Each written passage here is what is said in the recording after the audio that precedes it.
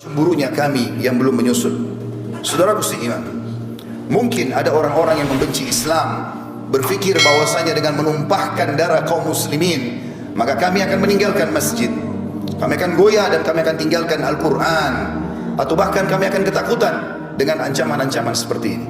Demi Allah, dari atas mimbar ini kami sampaikan bahwasanya kaum muslimin begitu tertumpah darah para syuhada tidak menambah kecuali keberanian pada mereka, tidak akan menambah kecuali semangat kami memenuhi masjid, tidak akan menambah kecuali kami kembali kepada kitabullah Al-Quran, dan kami makin yakin dengan janji Allah subhanahu wa ta'ala.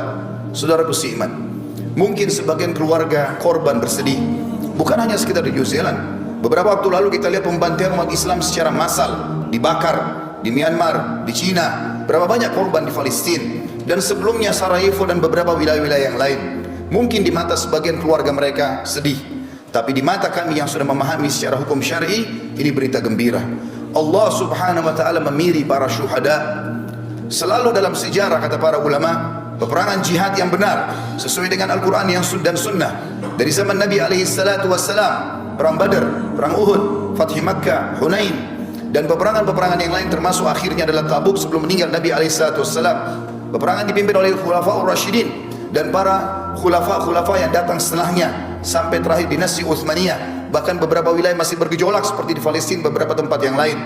Semua itu jumlah syuhada jauh lebih sedikit daripada jumlah yang hidup. Karena kata ulama, karena memang Allah memilih siapa yang paling ikhlas, siapa yang paling layak mendapatkan mati syahid itu, maka Allah subhanahu wa ta'ala memilih mereka. Seakan-akan pedang, tombak, anak panah dan peluru memilih siapa yang akan mendapatkan syahadah itu.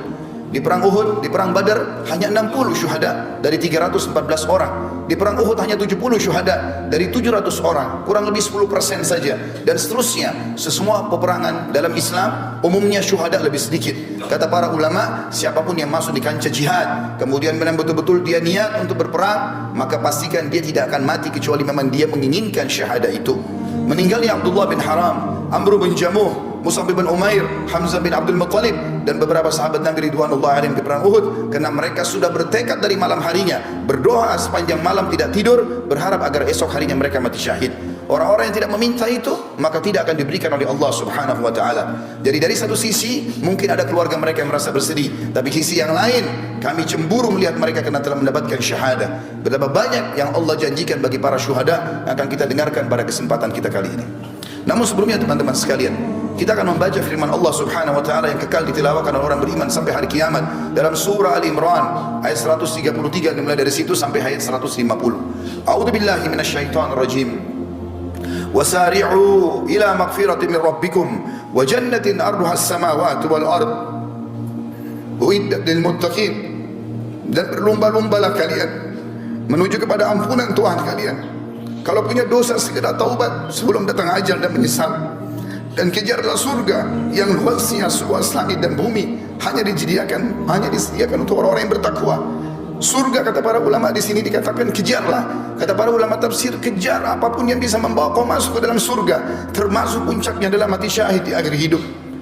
Di ayat 134-nya, alladzina yunfikuna fis sarra'i wad dharra'i wal qadhimina al ghaidha wal 'afina 'anil nas wallahu yuhibbul muhsinin.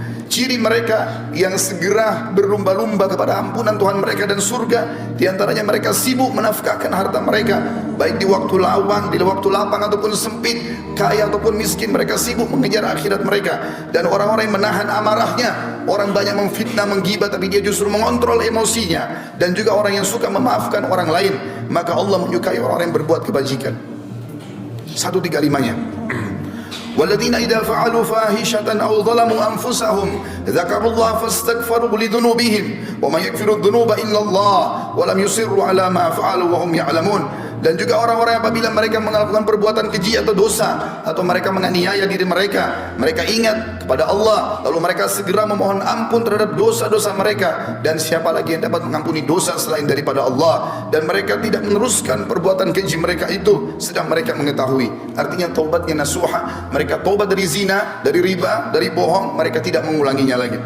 136. Ulaika jazaohum magfiratun min rabbihim wa jannatun tajri min tahtiha al-anhar tajri min tahtiha al-anharu khalidina fiha wa ni'ma ajrul 'amilin. Mereka itu akan diberikan balasan ampunan dari Tuhan mereka dan surga yang di dalamnya mengalir sungai-sungai, sedangkan mereka kekal di dalamnya, dan itulah sebaik-baik pahala bagi orang-orang yang beramal. 137 qad khalat min qablikum sunanun fasiru fil ardi fanzuru kaifa kana akibatul mukadzibin. Sesungguhnya telah berlalu sebelum kalian sunnah-sunnah Allah, maksudnya peraturan-peraturan Allah. Siapa yang patuh selamat, dan siapa yang durhaka akan dihukum. Karena itu berjalanlah kalian di muka bumi, perhatikan bagaimana akibat orang-orang yang mendustakan para rasul. Ada Namrud di Babilonia di Irak, sampai hari ini di Google tinggal diketik peninggalan Namrud akan keluar semua sisa kerajaannya. Fir'aun di Mesir, dan sekian banyak kaum 'Ad yang ada di wilayah Irak, dan juga masih ada peninggalan kaum Thamud di wilayah Madian Saleh di Saudi.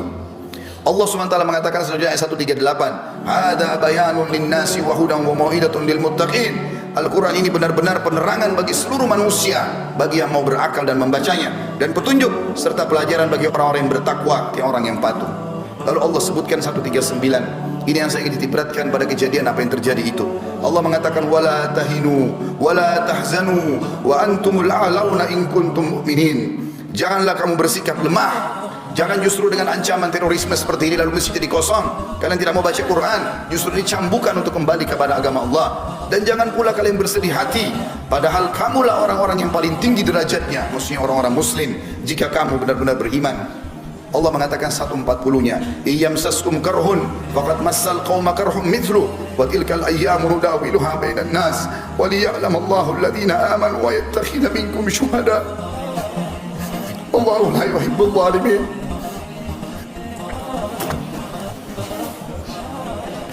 Yang jika seandainya di perang Uhud, ayat ini turun pada perang Uhud, seandainya di perang Uhud kamu mendapatkan luka hai muslimin, sesungguhnya kaum kafir juga di perang Badar telah mendapatkan luka yang serupa, dan masa kejayaan dan kehancuran itu kami gilirkan di antara manusia agar mereka mendapatkan pelajaran, dan supaya Allah membedakan orang-orang yang beriman dari orang-orang yang kafir, dan supaya Allah mengambil dan memilih para syuhada, dan Allah tidak menyukai orang-orang zalim.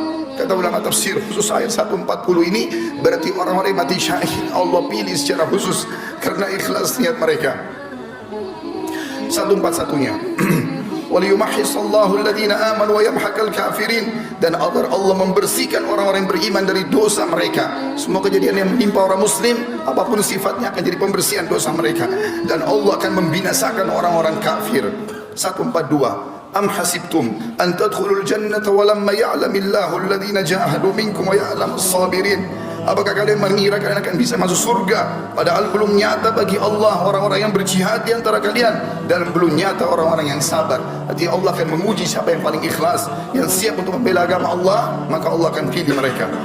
143-nya walaqad tamannawna walaqad kuntum tamannawna al-mauta min qabli an talqaw faqad ra'aytumuhu wa antum tanzurun. Sesungguhnya kalian mengharap mati syahid sebelum kalian menghadapinya, sekarang sungguh kalian telah melihatnya dan kalian menyaksikannya. Kata para ulama tafsir, pada saat Nabi SAW dan para sahabat pulang dari perang Badar, maka seluruh orang-orang yang selamat dari Badar bercerita bagaimana malaikat hadir di perang Badar, bagaimana para syuhada tersenyum, bau badan mereka mengeluarkan bau yang sangat wangi pada saat mereka meninggal.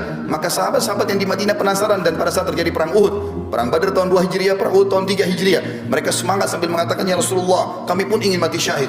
Pada saat terjadi perang Uhud, Allah Subhanahu wa taala menguji mereka. Di awal peperangan mereka menang, di tengah-tengahnya mereka dikalahkan. Walaupun setelahnya di perang Hamrat Asad mereka memenangkan peperangan dengan izin Allah Subhanahu wa taala. Pada saat itu banyak kesempatan untuk mati syahid. Orang-orang kafir tinggal menusuk orang-orang muslim, bahkan memutilasi mereka. Allah mengatakan, "Bukankah dulu kalian mengharapkan mati syahid? Sekarang depan mata. Kenapa kalian tidak buktikan itu?" Lalu Allah mengingatkan 144-nya, tidak ada keraguan bagi seorang muslim apa yang dijanjikan oleh Allah dan Rasulnya. "Wa ma Muhammadun illa rasulun qad khalat min qablihi ar-rusul afa in mata aw qutila qalabtum ala aqabikum wa may yanqalib ala aqibihi falan yadurrallaha syai'a wa sayajzillahu syakirin." Muhammad itu tidak lain hanya seorang utusan Allah. Sungguh telah berlalu sebelumnya beberapa orang utusan. Apakah jika dia wafat dan dibunuh kamu murtad dan kembali ke agama lain? Atau ke belakang murtad dari agama Islam? Barang siapa yang berbalik ke belakang murtad, maka ia tidak dapat mendatangkan mudarat kepada Allah sedikit pun, dan Allah akan memberi balasan kepada orang-orang yang bersyukur. Artinya pada saat itu ada berita yang disebarkan oleh Ibnu Khami'ah, seorang kafir, naudzubillah, yang telah membunuh Mus'ab bin Umair radhiyallahu anhu. Dia menyebarkan isu kalau dia membunuh Nabi alaihi salatu wassalam. Para sahabat sempat drop pada saat itu, termasuk Umar bin Khattab pun duduk di tanah meletakkan pedangnya. Nanti setelah lewat seorang sahabat yang mulia, Anas bin Nadhr radhiyallahu anhu, yang kemudian dengan kencang dia memicu kudanya menuju ke pasukan kafir sendirian. Maka Umar mengatakan, wahai Anas, kau akan pergi kemana? Dia mengatakan, demi Allah wahai Umar, aku mencium bau surga ada di sana. Aku mencium bau surga ada di sana. Tinggal aku menerobos orang-orang kafir dan mereka membunuhku, aku akan masuk surga. Lalu Umar mengatakan, wahai Anas, bukankah Rasulullah SAW telah dibunuh oleh orang kafir? Kata Anas, kata Umar, kalimat itu tiba-tiba membangkitkan semangat kami kembali. Dia mengatakan, kalau memang Rasulullah SAW telah terbunuh syuhada sebagai syahid di medan perang ini, maka bangkitlah kalian untuk syahid bersamanya. Maka kata Umar bin Khattab, dan bersama juga dengan Mu'adz bin Jabal, bersama dengan Sa'ad bin Mu'adz radhiyallahu anhu, dua sahabat yang terkenal keberaniannya, menyusul sampai kata Sa'ad radhiyallahu anhu, yang pada saat meninggal dia arsy-Nya Allah goncang. Dia mengatakan, ya Rasulullah, kami berusaha mengimbangi Anas bin Nadhr dan kami tidak mampu. Dan pada saat meninggal ditemukan hanya potongan-potongan badannya saja yang dikenali oleh adik perempuannya.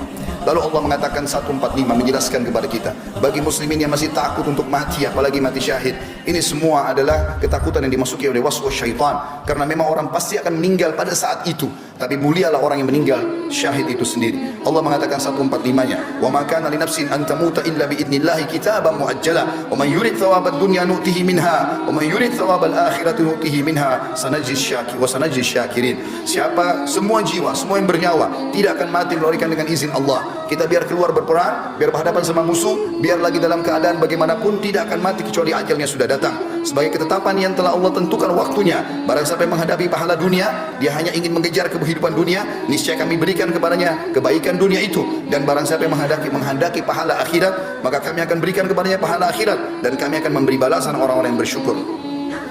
146-nya, wa ka'ayyin min nabiyyin qatala ma'ahu ribbiyuna katsirun fa ma wahanu lima asabam fi sabilillah wa ma dha'ufu mastakanu wallahu yuhibbus sabirin. Dan berapa banyak nabi yang berperang bersama-sama, mereka sejumlah besar dari pengikutnya yang bertakwa, yang patuh. Mereka tidak merasa menjadi lemah karena bencana yang menimpa mereka di jalan Allah, dan tidak lesu dan tidak pula menyerah kepada musuh. Allah menyukai orang-orang yang sabar. 147-nya, wa ma kana qaulahum illa an qalu rabbana ighfir lana dhunubana wa israfana fi amrina wa tsabbit aqdamana wansurna 'alal qaumil kafirin. Ini doa yang dianjurkan dibaca dari zaman Nabi SAW sampai hari kiamat nanti bagi orang-orang mukmin yang sedang diuji. Tidak ada doa mereka pada saat mereka sedang menghadapi musuh, menghadapi cobaan, kecuali mereka mengatakan, ya Tuhan kami, ampunilah dosa-dosa kami. Artinya kalau kami takut, berarti ampuni dosa kami itu ya Allah. Dan tindakan-tindakan kami yang berlebih-lebihan dalam urusan kami, dan tetapkanlah pendirian kami, dan tolonglah kami terhadap orang-orang kafir. 148, fa'atahumullahu thawabad dunya wa husna thawabil akhirah wallahu yuhibbul muhsinin. Karena itu Allah memberikan kepada mereka pahala di dunia dan pahala yang baik di akhirat, dan Allah menyukai orang-orang yang berbuat kebaikan. 149-nya, ya ayyuhalladzina amanu in tuti'ul ladzina kafaru yaruddukum ala aqabikum fatanqalibu khasirin. Hai orang-orang beriman, andai saja datang kepada kalian teror, ancaman, apa saja, jika kalian mentaati orang-orang kafir itu yang tadinya mau menanamkan rasa takut di tengah-tengah umat Islam, niscaya mereka akan mengembalikan kalian kepada kekafiran, lalu jadilah kalian orang-orang yang rugi. 150-nya, balillahu maulakum wa huwa khairun nasirin. Tapi ketahuilah, ikuti Allah saja. Allah sebaik-baik pelindung dan dia sebaik-baik penolong. Kita tutup dengan 151-nya yang Allah berfirman, sanulqi fi qulubil ladzina kafaru ru'ba bima asyraku billahi ma lam yunazzil bihi sultana wa ma'wahumun nar wa bi'sa mathwal zalimin. Dan akan kami masukkan ke dalam hati orang-orang kafir itu rasa takut disebabkan mereka telah mempersekutukan Allah dengan sesuatu yang Allah sendiri tidak pernah menurunkan keterangan tentang itu. Tempat kembali mereka adalah neraka, dan itulah seburuk-buruk tempat kembali bagi orang-orang yang zalim.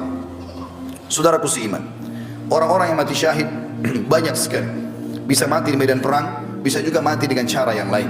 Sebagaimana cukup banyak ditanyakan oleh Nabi SAW dalam hadis Bukhari kepada para sahabatnya, siapa yang kalian anggap orang mati syahid? Maka mereka mengatakan yang mati di medan perang ya Rasulullah. Kata Nabi SAW, kalau begitu syuhada umatku sangat sedikit. Ketahuilah, siapa yang meninggal kena penyakit perut, siapa yang meninggal kena penyakit taun atau pes, dan siapa yang meninggal karena membela dirinya, membela keluarganya, membela hartanya, maka semua itu dihitung mati syahid. Allah